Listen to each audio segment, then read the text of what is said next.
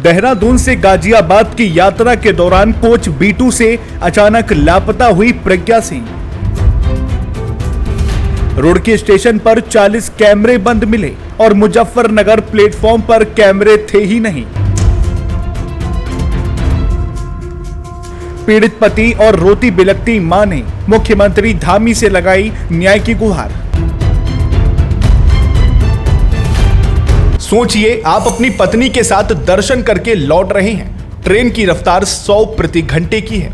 आप जागते हैं और आपकी पत्नी गायब मिलती है। और जब आप पुलिस के पास जाते हैं तो पता चलता है कि सुरक्षा के लिए लगे 40 कैमरे खराब हैं और अगले स्टेशन पर कैमरे ही नहीं हैं। सुनकर हैरानी हुई ना? चलिए इस पूरे मामले से आपको रूबरू करवाते हैं। नमस्कार, मैं हूं अर्चित और आप देख रहे हैं उत्तर भारत लाइव।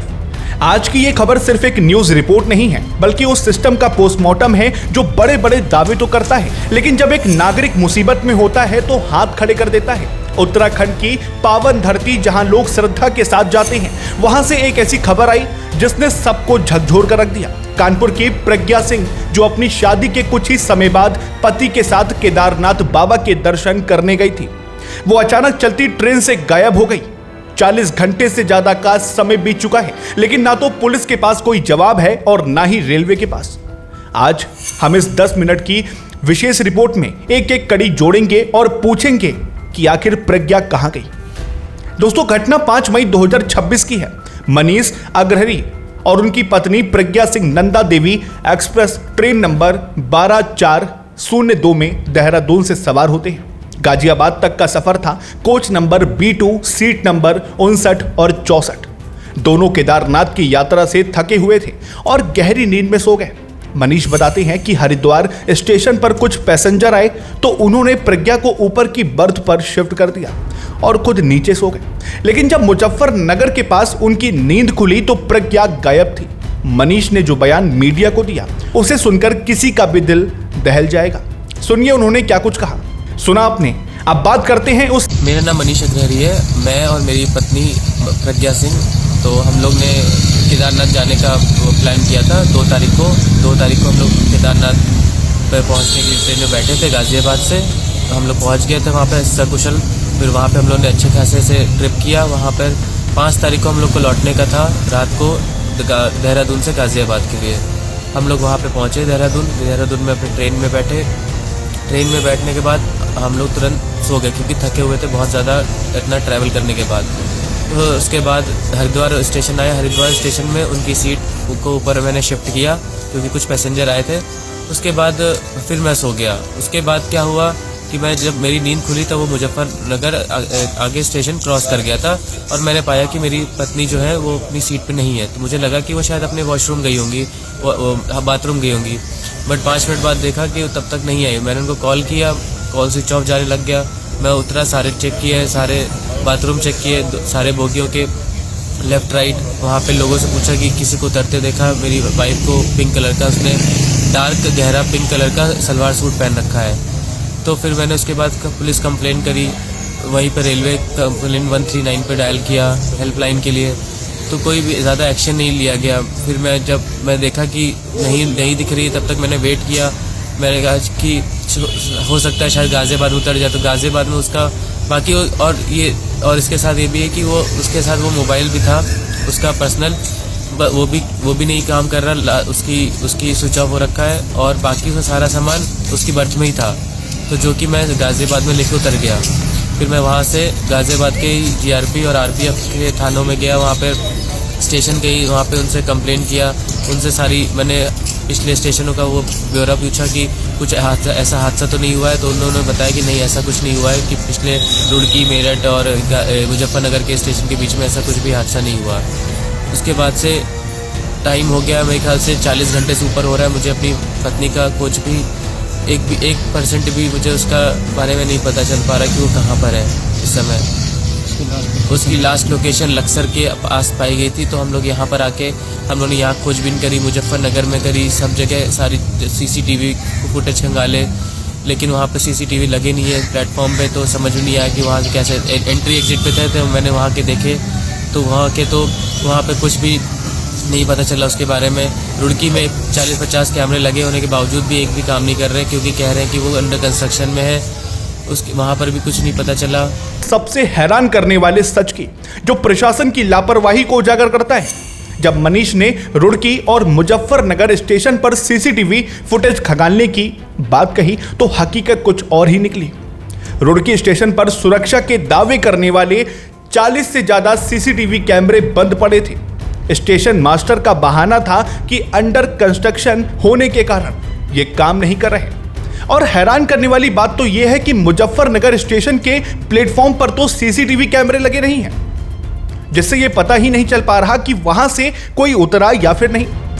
सोचिए, जहां लाखों श्रद्धालु कल एक मेरी घर की कजन केदारनाथ से दर्शन करके आ रही थी, यहाँ लश्कर के आसपास वो मिस हो गई। उसके लिए हम लोग कल से ढूंढ रहे हैं उसको। ठीक है, यहाँ हम लोग कैमरा चेक करा, किसी स्टेशन पे कोई कैमरा चालू नहीं है।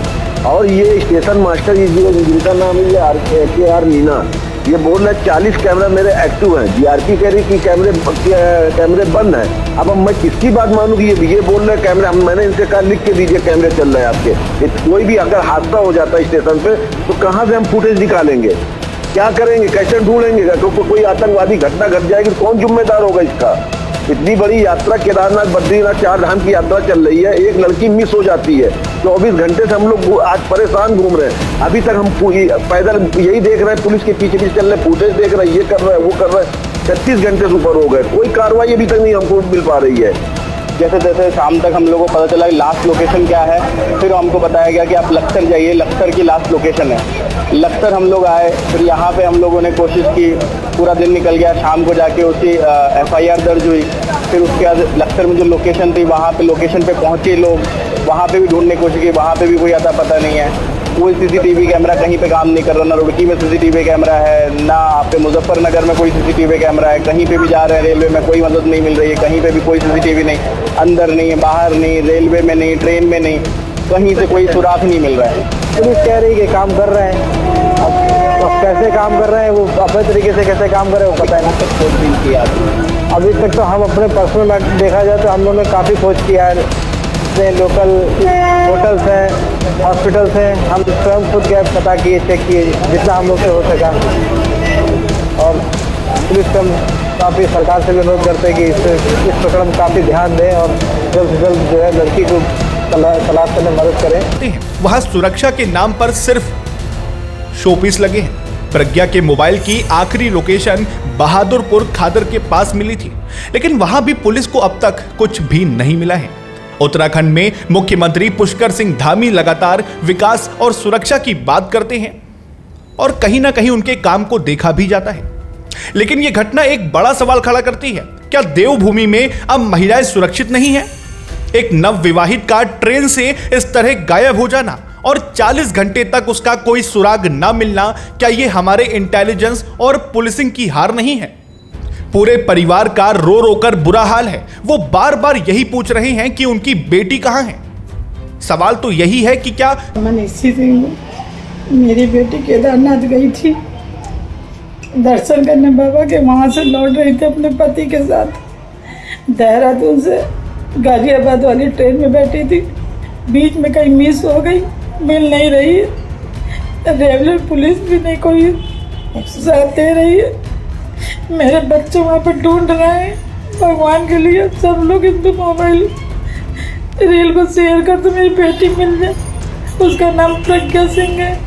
1.5 दिन हो गए, 36 घंटे उसका कहीं पता नहीं चल रहा, कोई सुराग नहीं मिल रहा।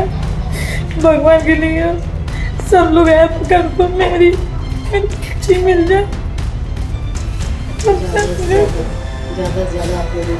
किसी ने प्रज्ञा को किडनैप किया है या उसके साथ कोई अनहोनी हुई है?